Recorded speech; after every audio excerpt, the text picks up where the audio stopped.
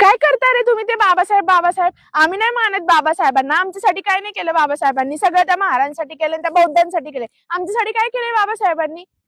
असं म्हणणाऱ्या भारतातल्या प्रत्येक अस्पृश्य वर्गातल्या त्या व्यक्तींसाठी हा खास व्हिडिओ आहे.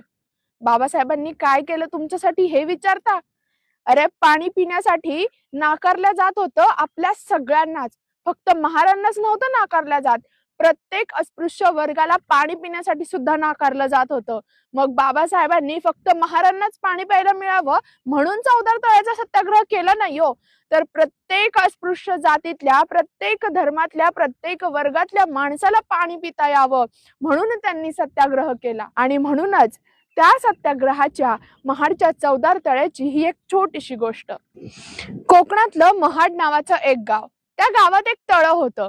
त्या तळातील पाणी प्रत्येक अस्पृश्य वर्गाला पिता यावं म्हणून एक ठराव मुंबईच्या विधिमंडळामध्ये मांडण्यात आला आणि तो ठराव पासही झाला. परंतु प्रत्यक्षात मात्र त्याची अंमलबजावणी होत नव्हती. खरं तर पाणी ही निसर्गाची देण आहे. मग या निसर्गाच्या देणवरती प्रत्येकाचाच अधिकार असायला हवा. परंतु तरीही प्रत्येक अस्पृश्य वर्गाला मात्र या पाणी पिण्यापासून बंदी घातली गेलेली होती. आणि मग तारीख आली 20 मार्च 1927. महाड गाव वाजू गाजू लागलं.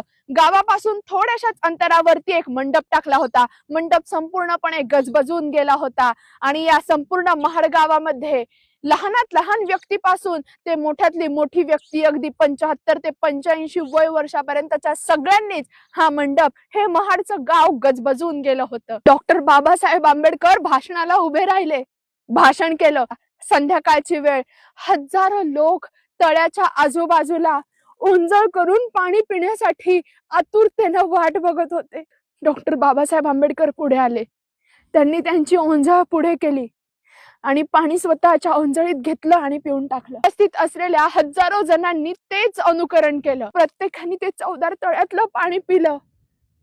पाणी हेच माणसाचं जीवन आहे, ही कल्पना खऱ्या अर्थानं सत्यात उतरली आणि प्रत्येकासाठी चौदार तळ्याचं पाणी पिणं हे प्रत्येक अस्पृश्यांसाठी स्वातंत्र्याची खरीखुरी देण ठरली. हे सगळं सांगत असताना शाहीर सचिन माळी यांचं गाणं आठवलं. महाडच्या तळ्याचं पाणी पेटल ग बाई, त्या तळ्यात माझ्या भीमाची छबी भेटल ग बाई.